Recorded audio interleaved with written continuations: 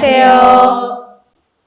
100일 고전지의 응용과정 수업에서는 진화, 문명, 질서, 사실과 인식, 인간을 핵심 키워드로 5권의 현대 베스트셀러와 100일 고전과 연계하여 다양한 주제의 질문과 현실 문제의 적용을 탐구하는 시간을 가졌습니다. 이번 시간에는 핵심 주제별 강의에 대한 학생들의 질문에 교수님들이 대답하는 토론 시간을 갖고자 합니다. 고전을 통한 교수와의 대화에 참여해 주신 교수님들 각자 소개 부탁드립니다.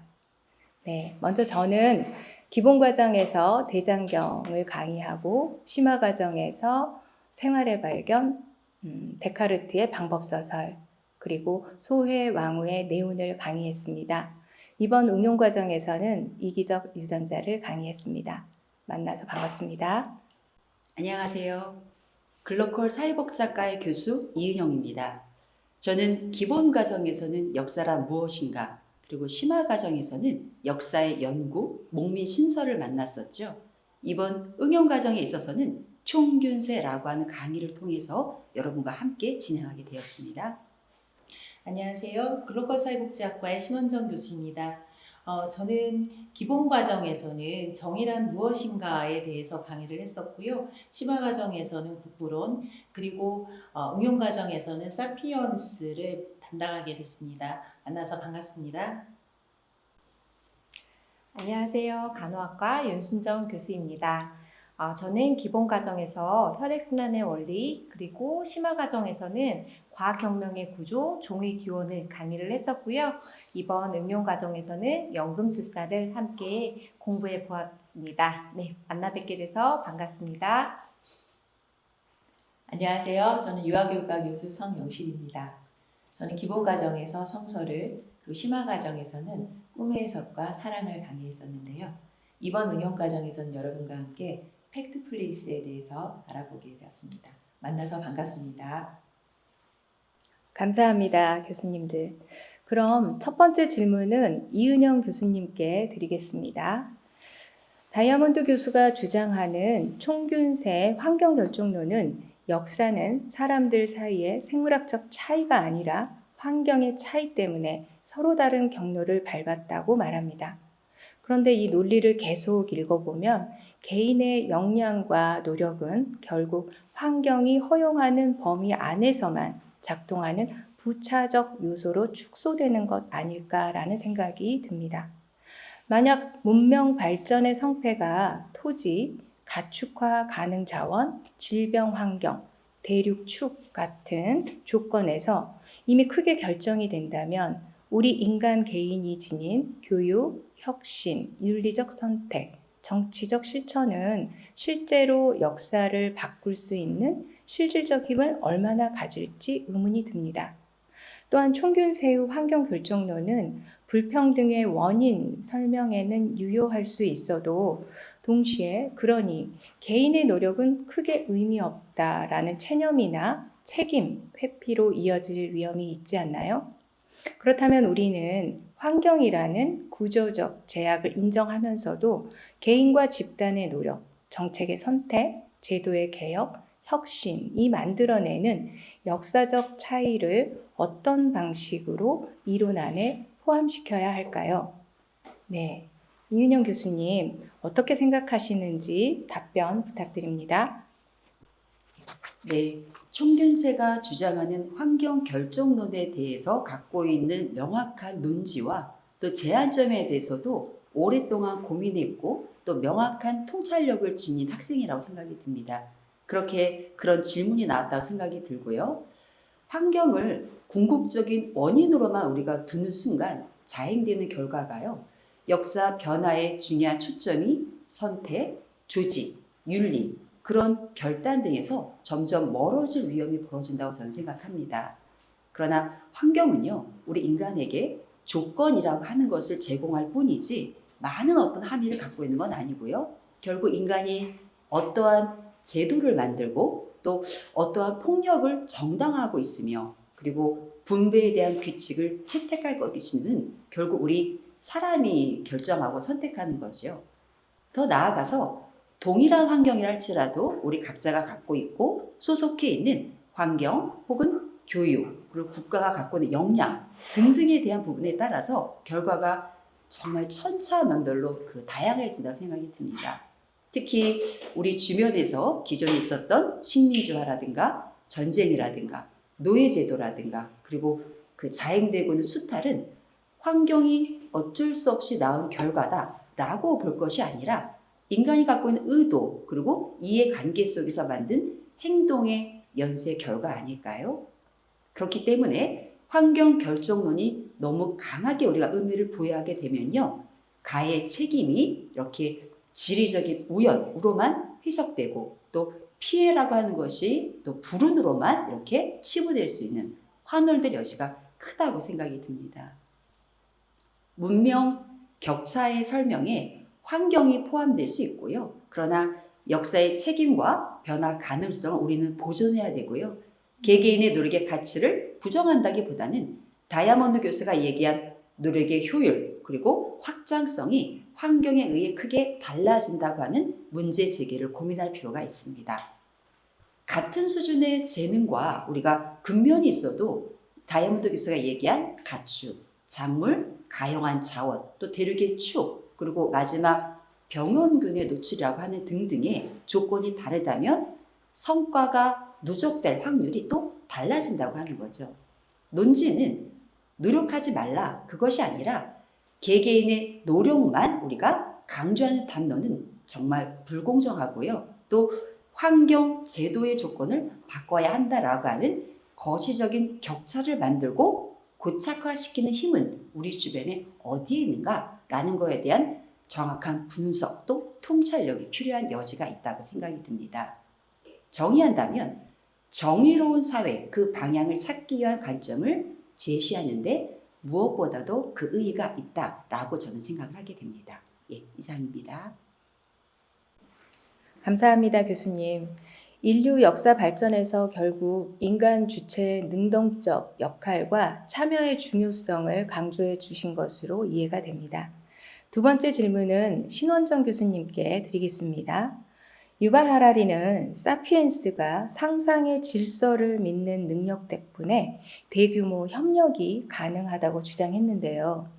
그렇다면 현대의 국가, 인권, 자본주의 역시 거대한 허구에 불과하다면 이러한 허구가 붕괴하지 않게 유지하는 가장 핵심적인 동력은 무엇이라고 보시나요? 또한 뒷담화 이론이나 허구의 산물을 공유하는 능력이 사피엔스의 생존 시트키였다고 하는데요. 현대 SNS와 가짜뉴스 현상 또한 사피엔스의 진화적 본성이 발현된 부작용으로 해석할 수 있을까요? 네. 사피엔스의 독창적인 내용만큼이나 굉장히 흥미로운 질문인데요. 신원정 교수님 답변 부탁드립니다. 우선 허구가 붕괴하지 않고 유지하는 가장 핵심적인 동력에 대해 말씀드리겠습니다. 하라리가 말하는 허구는 존재하지 않는다는 의미가 아니라 상호 주관적 실체를 의미합니다. 국가, 인권, 돈은 물리적 실제가 없지만 우리 모두가 믿기에 실질적인 힘을 발휘하게 되는데요. 허구가 붕괴하지 않는 이유는 크게 세 가지로 나눠볼 수 있습니다. 첫 번째는 물질적 토대와 보상입니다. 상상의 질서는 단순히 머릿속에만 있는 것이 아니라 냉장고, 병원, 도로 같은 물리적 환경을 만들어내게 되는데요. 자본주의라는 허구를 믿었을 때 개인에게 돌아오는 물질적 풍요라는 확실한 보상이 이 질서를 공고히 하게 합니다. 두 번째는 욕망의 내면화인데요. 우리는 태어날 때부터 이 질서가 투영화된 교육을 받고 건축물 사이에서 생활하게 됩니다. 인권은 소중하다거나 부자가 되고 싶다라는 개인의 욕망조차 사실은 사회적 허구가 우리 내면에 심어놓은 프로그램인 경우가 많습니다. 세 번째는 폭력과 법적 강제인데요. 허구는 10년만으로 유지되지 않습니다. 상상의 질서를 부정하는 이들에게는 경찰, 군대, 감옥이라는 물리적 강제력이 동원되기도 하죠. 즉 상상과 폭력은 동전의 양면과 같습니다.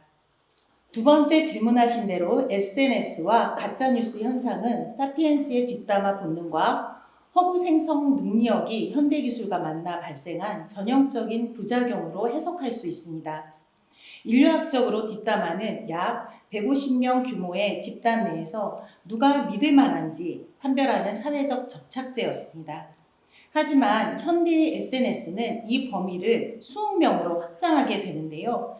검증되지 않은 정보가 빛의 속도로 퍼지는 것은 우리가 여전히 자극적인 정보에 민감하게 반응하도록 설계된 뇌를 가졌기 때문입니다. 또한 사피엔스는 같은 허구를 공유하는 집단에 강한 소속감을 느낍니다.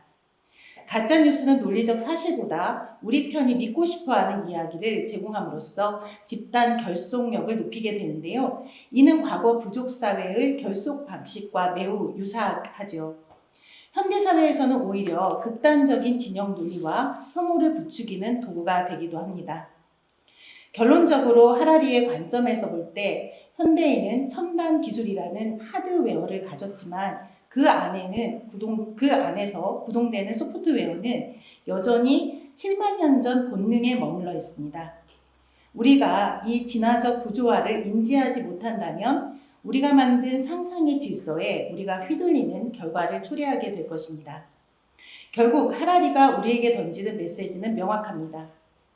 우리가 믿고 있는 질서가 허구임을 인지하는 순간 역설적으로 우리는 그 질서를 수정할 수 있는 힘을 갖게 된다는 것인데요.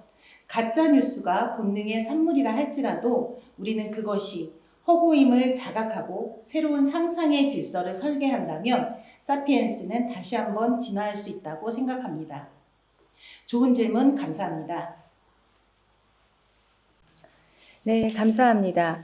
신 교수님 답변을 들으니 제가 강의했던 이기적 유전자에서 도킨스가 이야기하는 인간은 이기적 유전자의 생존 기계이지만 유전자의 폭정에 반역할 수 있는 유일한 종은 바로 인간, 즉 사피엔스라는 주장이 떠오릅니다. 그러면 이어서 이기적 유전자 강의에 대한 질문을 확인해 볼까요? 교수님, 강의에서 한국 사회에서 벌어지고 있는 사교육 경쟁과 저출생이 개인의 잘못이 아닌 환경에 대한 합리적 적응이라고 하셨는데요. 그럼 개인은 그냥 환경의 피해자일 뿐이고 아무것도 할 수 없다는 뜻인가요? 예, 이런 질문을 주셨습니다. 제가 답을 해야 되는데요. 역시 학생의 예리한 질문인 것 같습니다. 오해가 생길 수 있는 지점이기도 합니다. 진화론적 시각으로 사교육 경쟁을 보면 부모들이 아이를 학원에 보내는 행동은 이기심 많은 또는 부모의 어떤 보상 심리에 따른, 물론 그것도 있지만 그것보다는 경쟁이 치열한 환경에서 내 자녀를 살아남게 하려는 지극히 합리적인 선택으로 볼 수 있습니다. 마찬가지로 젊은이들이 아이를 낳지 않는 것도 이기적이라서가 아니라 아이를 키우는 비용이 너무 많이 들기 때문에, 그리고 그 위험 부담이 너무 크게 느껴지는 환경에 적응한 결과로 이해할 수 있죠. 이러한 시각은 개인을 비난하지 말라는 메시지를 담고 있습니다. 하지만 그렇다고 나는 아무것도 할 수 없고 나의 행위는 정당화될 수 있다, 이러한 뜻은 아닙니다. 도킨스의 핵심 메시지를 다시 떠올려 보면 인간은 유전자와 환경의 명령에 저항할 수 있는 유일한 존재입니다. 개인 차원에서는 내가 왜 이 경쟁에 참여하는지를 의식적으로 인식하고 때로는 다른 선택을 할 용기를 가질 수 있습니다. 더 중요한 것은 사회 구조적 차원의 행동이겠죠. 투표, 정책의 요구, 사회적인 목소리 내기. 이것이 환경을 바꾸는 실제 방법이고 개인들이 모여 만들어내는 집단적 변화가 진화론이 말하는 환경의 변화를 만들어낼 수 있겠죠. 도킨스식으로 말하면 문화적 복제자로서 학벌주의 밈에 저항하는 새로운 가치를 지향하는 밈을 만들어낼 수도 있고요. 고비용의 사교육 시장의 번성으로 나타난 확장된 표현형, 이것을 바꿀 수 있는 새로운 교육 정책과 제도를 재설계할 수 있어야겠죠. 한국 현실에서 개인은 문제의 당사자이기도 하지만 동시에 변화의 주체이기도 합니다. 현실의 문제를 구조적으로 이해하는 것은 체념이 아니라 더 효과적인 변화를 만들기 위한 출발점이라고 생각합니다. 이러한 맥락에서 교육은 우리가 유전자의 명령을 인식하고 그것이 옳은지 의심하고 더 나은 방향을 선택할 수 있게 해주는 힘이라고 생각합니다. 자, 그럼 성영실 교수님께서 강의하신 팩트플리스에 대한 질문을 들어볼까요? 팩트플리스는 사실을 강조하고 성서는 믿음을, 프로이드는 무의식을 강조합니다. 이 기준들은 서로 다른 것처럼 보이는데 우리는 무엇을 기준으로 판단하며 삶을 살아가야 할까요? 앞에서 세 분 교수님들 말씀에는 인간의 자유의지 그리고 능동적 역할을 강조하고 있습니다. 그러나 여전히 인간은 불완전하고 나약한 존재로 살아가고 있습니다. 역설적인 모습을 지닌 인간에게 던지는 중요한 질문으로 보이는데요. 성 교수님, 답변 부탁드립니다. 네, 이 질문은 인간의 인식과 삶의 방향을 동시에 묻는 본질적인 질문이라고 생각이 되는데요. 하나의 기준을 선택하는 것이 아니라 통합적으로 성찰해서 판단하는 것이 필요하다고 말하고 싶습니다. 성서의 믿음은 인간에게 삶의 방향과 의미를 제공하는데 우리가 왜 살아야 하는지, 무엇을 가치 있게 여겨야 하는지 믿음은 삶의 나침반 역할을 할 수 있습니다. 그리고 프로이드의 무의식은 우리의 판단이 얼마나 쉽게 왜곡될 수 있는지를 보여주는데 우리는 스스로를 합리적이라고 생각하지만 실제로는 감정과 경험, 억압된 욕망이 판단을 먼저 하게 합니다. 그래서 바람직한 판단을 위해서는 우리가 왜 그렇게 생각하는지 자기 점검을 해볼 필요가 있습니다. 팩트플리스의 사실은 우리가 서 있는 현실을 정확하게 보여주는 기준이 되는데요. 우리가 느낌, 경험에 의해서 세상을 과장되게 인식할 때 데이터는 이러한 왜곡을 교정하는 역할을 합니다. 믿음과 무의식 그리고 사실을 통합하면 하나의 판단이 이루어지는데요. 우리는 어떤 상황에서든 이 선택이 나의 가치에 부합하는가? 이 판단이 감정이나 무의식이 과도하게 개입되어 있지는 않은가? 또 이 생각은 사실과 증거에 의해 검증될 수 있는가라는 질문을 함께 던질 필요가 있습니다. 이 세 층의 질문이 동시에 작동할 때 우리는 감정에 휘둘리지 않고 데이터에만 의존하지 않는 보다 균형 잡힌 판단을 할 수가 있습니다. 인간의 삶은 믿음이라는 의미, 그리고 무의식이라는 내면, 사실이라는 현실이 통합될 때 성숙해질 수 있는데 이 통합적 사고가 바로 우리가 길러야 할 융합 통찰력이자 삶을 이끄는 지혜이지 않을까 싶습니다. 질문 감사합니다. 네, 감사합니다, 교수님. 이제 마지막 질문인데요. 연금술사에 대한 질문입니다. 소설에서 멜키세덱은 산티아고에게 자아의 신화를 따르라고 말합니다. 하지만 현대사회에서 우리는 끊임없이 취업, 스펙, 안정적인 직장 등 실용적인 목표를 추구하도록 요구받습니다. 자아의 신화를 따르는 것이 때로는 사회적 기대와 충돌할 수 있는데 이런 상황에서 우리는 어떻게 균형을 잡아야 할까요? 산티아고처럼 양떼를 팔고 떠나는 것이 과연 현실적으로 가능한 선택일까요? 어쩌면 현재를 살고 있는 20대 청춘들 그리고 만학을 실천하시는 성인학습자들 모두 자신에게 던지는 질문이지 않을까 생각하는데요. 윤순정 교수님 어떻게 생각하시는지 답변 부탁드립니다. 정말 좋은 질문이네요. 먼저 짚고 넘어갈 게 있어요. 많은 사람들이 자아의 신화라고 하면은 꿈을 쫓는 것, 그럼 회사를 그만두고 떠나면 되겠네 이렇게 생각할 수 있는데요. 그건 아니죠. 자아의 신화는 내가 이 세상에 태어난 이유, 쉽게 말해서 나만이 할 수 있는 것, 그리고 나다운 삶이에요. 꼭 거창할 필요가 없는 거죠. 그럼 현실적으로 어떻게 하느냐? 저는 솔직히 모든 걸 버리고 무작정 떠나라는 건 현실적이지 않다고 생각합니다. 근데 이제 소설을 봐도 산티아고도 이제 굉장히 전략적으로 움직인다는 걸 알 수가 있어요.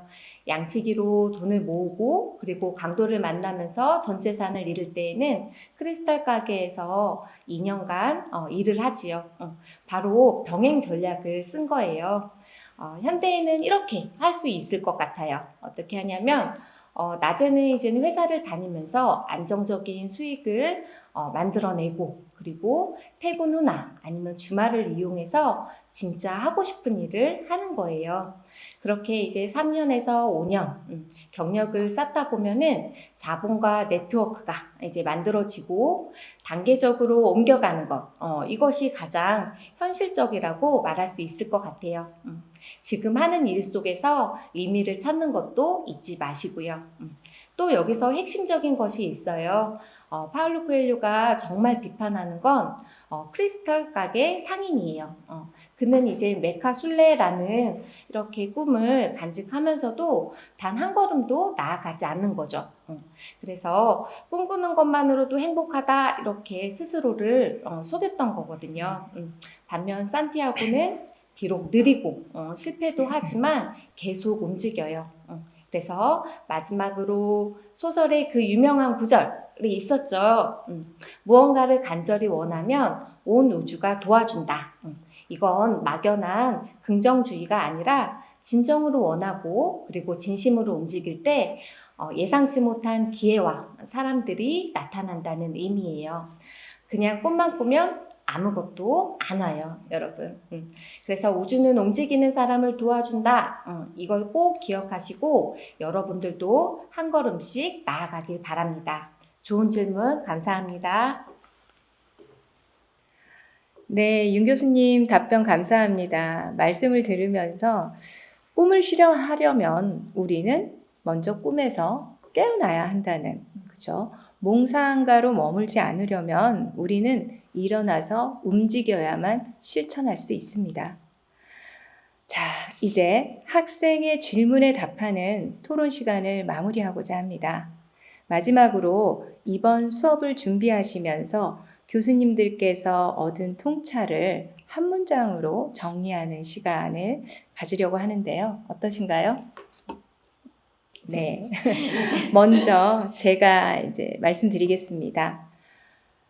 제가 이기적 유전자와의 만남은 선한 본성을 믿고 도덕적 인간으로 거듭나길 갈망했던 저의 교육관이 인간의 다양성과 갈등을 진화론적으로 이해하면서 각자 처한 환경과 조건에서 일어나는 복잡한 생존 경쟁의 양상을 포용하고 대응할 수 있는 현실 전략을 배운 시간이었다. 이렇게 말씀드릴 수 있겠습니다. 다음은 이은영 교수님 어떠신가요? 저는 이번 총균세를 통해서요. 인류 문명의 발전을 좀 더 구조적인 세계관으로 조망할 수 있었다는 점입니다. 인간의 환경 적응이라고 하는 측면에서도 본다면 생물의 진화 그리고 우리가 문명의 진화 두 가지의 연속성에 대한 상호 관계를 또 볼 수 있다는 것도 하나의 더한 어떤 의미라고 보고 있습니다.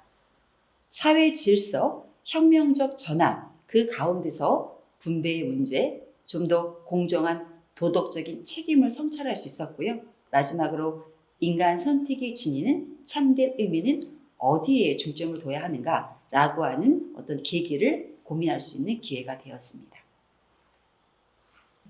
네, 저는 연금술사를 통해서 목표 달성만이 성공이라고 믿었던 성과주의적 강박이 좀 있었는데요. 이 소설을 읽고 하면서 보물을 발견한 곳이 바로 출발점이었다는 역설을 만나게 되었고, 진정한 여정은 이제 도착이 아니라 변화 그 자체라는 것을 깨닫는 시간이었습니다. 네, 저는 팩트플리스를 통해 데이터가 인간인식의 오류를 비추는 거울이라는 것을 이해하게 되었습니다. 또한 인간의 판단이 믿음과 무의식, 사실이 함께 작용하는 구조임을 인식하면서 교수자의 역할이 학생들이 사실에 근거해서 세상을 바라볼 수 있도록 질문을 던지는 데 있다는 것을 깨닫는 시간이었습니다. 저는 사피엔스를 통해 인류는 무지를 인정하는 용기와 보이지 않는 가치를 믿는 상상력을 통해 신의 권능을 얻었지만 이제 그 거대한 힘을 다스릴 정의로운 책임감이 필요하다는 것을 깨닫는 시간이었습니다. 교수님들 귀한 말씀 감사합니다. 배움의 여정은 끝이 없다는 경고를 몸소 실천하시는 귀감이 되어주셔서 더욱 소중한 시간이 된 것 같습니다. 네, 이제 100일 고전지의 융합통찰력 향상을 위한 응용과정 15주차 마지막 종착지에 도달했습니다. 강의해 주신 교수님들 그리고 수강하신 학생분들 모두 수고하셨습니다.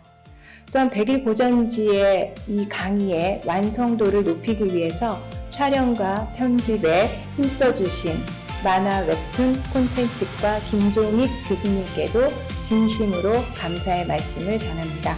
강동인 여러분, 고전 읽기로 여러분 자신만의 통찰 지혜를 구하시길 진심으로 응원합니다. 여러분 모두 수고하셨습니다. 감사합니다.